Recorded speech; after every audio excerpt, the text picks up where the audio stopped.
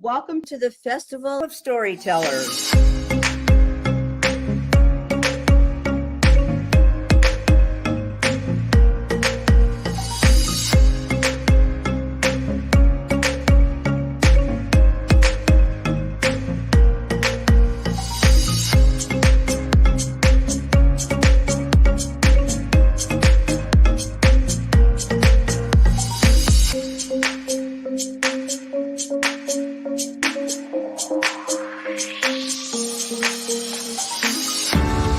I can't tell you how excited I am to be on right now. It's been a couple of weeks of excitement, getting prepared, and I've done a lot of things in my life, but this has got to be close to the top. Thank you, and Reader's Magnet, and thank you, John, for putting this forth and taking the chance on us authors in presenting this out to the world. I've enjoyed this immensely, Joanne. Ellie, so have I. Thank you for who you are, and thank you, Reader's Magnet. You all are beautiful, and you've worked so very hard, and we are blessed. We are. I thank everybody that's involved with this process, because we know writers need readers and writers need publishers. We thank Reader's Magnet and everybody that's involved. I love Reader's Magnet. They say, we share your stories with the world.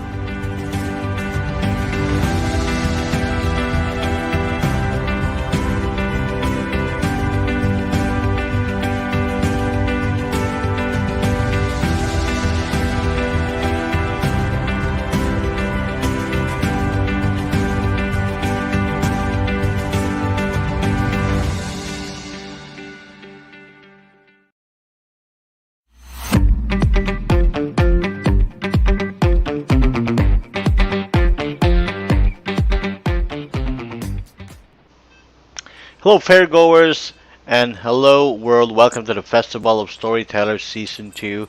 And we are streaming live right now through our Readers Magnet Facebook page and also through our Readers Magnet YouTube channel.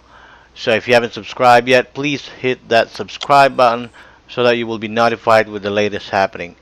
Anyway, today is the final day of the event, and this event usually is going to provide everyone or each and every author an opportunity to showcase their book or their story. You might want to visit the website as well. It's www.thefestivalofstorytellers.com, and make sure to check all the authors that is currently streaming live right now through that website. But today we have one of the featured authors here with this particular festival, and his name is McDonald. He's the author of the book Real Prisons, Real Freedom. Hi Rosser, how are you today? Well, I'm doing okay. Glad Good. to be with you. Yeah, I'm so delighted as well to have this particular conversation with you today. Can you tell us something about yourself? Well, the quick version is I went into radio at an early age, and then became television, did radio and television news and broadcasting for about 17 years. The last place was at big time Channel 8 in Dallas for the ABC station at WFAA. And then from there, I went to the Radio and Television Commission in Fort Worth as a television producer. And there, for 27 years, I produced television programs, studio programs, some, but mostly my thing is documentary out in the field. So I did that, and the last 12 years of that 27 years, I produced a program each year, a documentary for NBC, for their NBC stations to use. And in the process, two of those gained me an Emmy nomination. I did not get an Emmy, but I did get nominated for the Emmy, which is, that's a nice plum. So then I retired, and I thought, well, okay, what am I going to do? But something had been gnawing at me about someone I had met earlier, and I decided that's a story that has to be told, and I have to tell it. So I decided that the way to tell it is to write a book. So that became Real Prison, Real Freedom. Wow. Well, I was about to ask you how or why it's real prisons, real freedom. But is there anybody that urged you to write this book, or is it just you that decided No, to kind of no, compile it? And well, I would say the Lord was urging me, but mm, I had met Ricky Smith, who is the main mm, character in the book. I had met yep. him in 10 years before, and we had gotten acquainted, and I had learned about his story and about what he had been involved in prison. Mm, And so that was what prompted me to say his story has to be told because it's such a dynamic story. He went into prison with 10-year sentence, but in 2 or 3 years, he had added three 99-year sentences to that. So he had over 300 years of sentences to serve. And in the process, he became known as the most violent inmate in Texas prison because he was determined to kill somebody. He kept stabbing guards, stabbing inmates, whatever opportunity he had to cause trouble, he did. And he speared one guard with all the way through, nearly to at his back. And so he's just violent, and he was full of rage and hatred at the system, and he was full of rage and hatred at himself, as a matter of fact. mm, So, so he added all these years and had 300 years of sentences to serve. wow. When I met him, and by the time I met him, he had turned around. He had changed from that most violent person to as nice a guy as you would ever want to Mm, meet. So that process then is the heart of this story and this book. Uh, I just mm, relate something in the book here. If in the recent weeks there's been articles about violence going on at Rikers Island Prison, New mm, York's infamous prison, and saying that inmates are controlling some of the units at that prison. And they have keys, they have weapons, they come and go as they please, they govern who mm. else comes and goes. And so that's apparently going on now, or has been going on recently. Well, you can read about some of that kind of activity in the book in Real Prison, Real Freedom, because the prison system used inmates as guards. They called them building tenders early on. And there's a process there that goes on, and kind of what goes around comes around. But anyway, that gives you an update, a current relationship there to what we're talking about in the book. Right. Mm, But my idea was the reasoning I had was that how can you become the most violent man in prison, and then how can you change from being the most violent man in prison? So those were and two questions we had to try to answer. right, and indeed that happened with Ricky Smith, right? Right. Ricky Smith was he had been involved in so many attacks and Mm, attacks back on him, and just the hatred and the rage was eating at him, and he was completely worn out. He just was, running out of energy whatsoever, and he at that time he had picked up a letter that a man had written to him a couple of years earlier. mm, Read through that letter, and at the end of that letter, the man was quoting Jesus from Matthew, saying, "Come unto me, you who are heavy laden, and I will give you rest." And wow. that word rest jumped out at Ricky. He said, "Rest, rest. That's what I need. Rest." So he got this Bible. He looked around where that scripture was and what Jesus was talking about and how it was supposed to work and all of that. And finally, he said, "Okay, Jesus, you say come to you and you'll give me rest.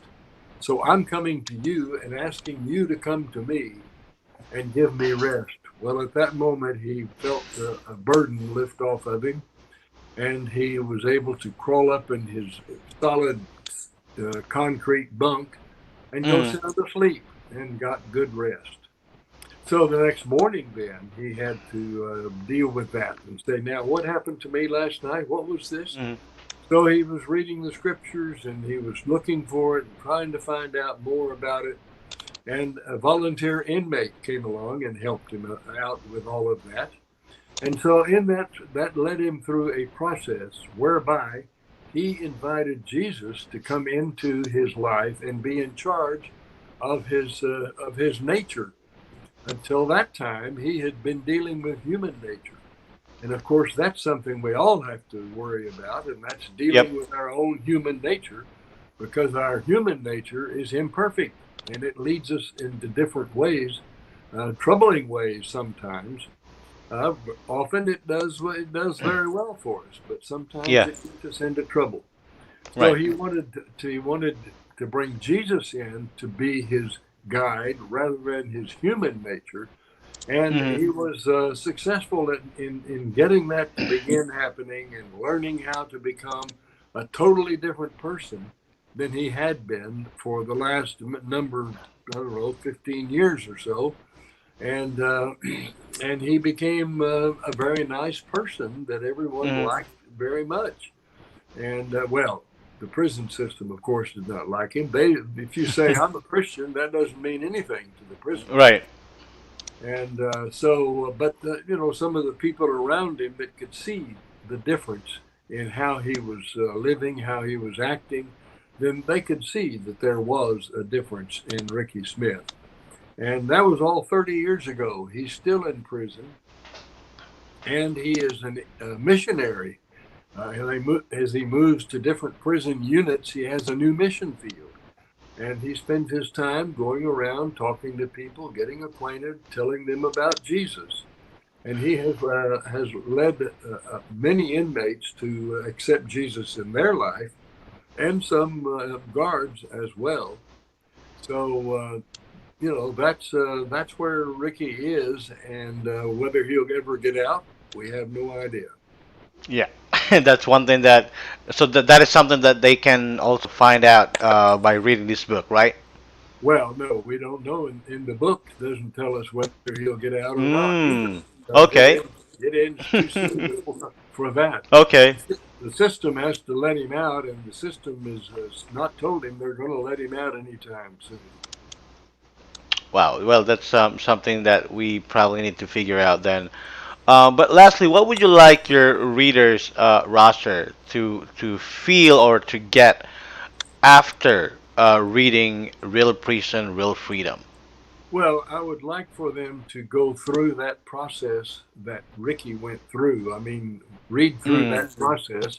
And Right. if that is a process that that person needs to go through also, then they could use that as a model. They could follow that as well to gain the freedom that they need in their life, and be able to have Jesus helping them with controlling their activities as well as it does Ricky Smith.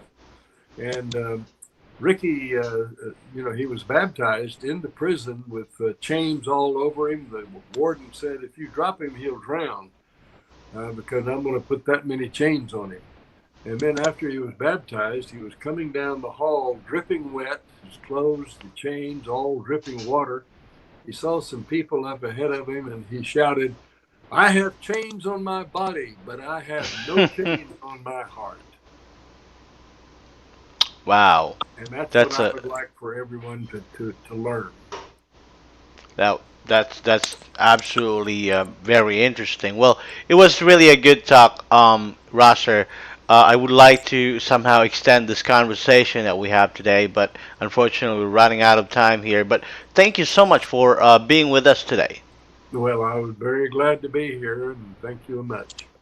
All right, but before we end up this session, how can readers, or to those that are watching us live right now, how can they get a copy of your book? Well, they can get Amazon, Barnes and Noble, of course, are the go-to places. There are some other stores that would have the book as well, Hmm. Hmm. uh, and so they can use those. I have a new website. I'm not sure if it's Rosser.McDonald to get to that website or not, but anyway, you can find it by the title of the book as well. Hmm. And you could order it there as well, or get information about it too. Right. All right. So thank you so much again, Rosser, for being with us here today. Probably one thing that I almost forgot to ask you. Do you have Facebook maybe that, some of the younger generation readers, can take a look at or something like that or follow you? Well, that's up to them. This is the only book I've written, and at my age, it's probably the only book I will write. But still, uh, it is a story that the story goes on. I will not. The book will, you read through the book and it's over. But the life that it talks about, Ricky Smith Hmm. and others in prison, go on. And of course, we have more people in our prisons here than any other Right. country in the world. That's And true. there are still, many violences and so on, like at Rikers Island right now. So, Yeah.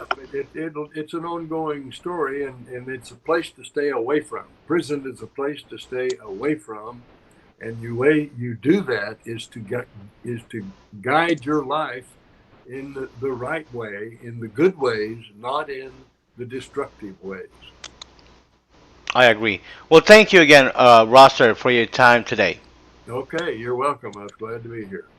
All right. Well, as we say it here in Reader's Magnet, we share your story with the world. Goodbye. Goodbye.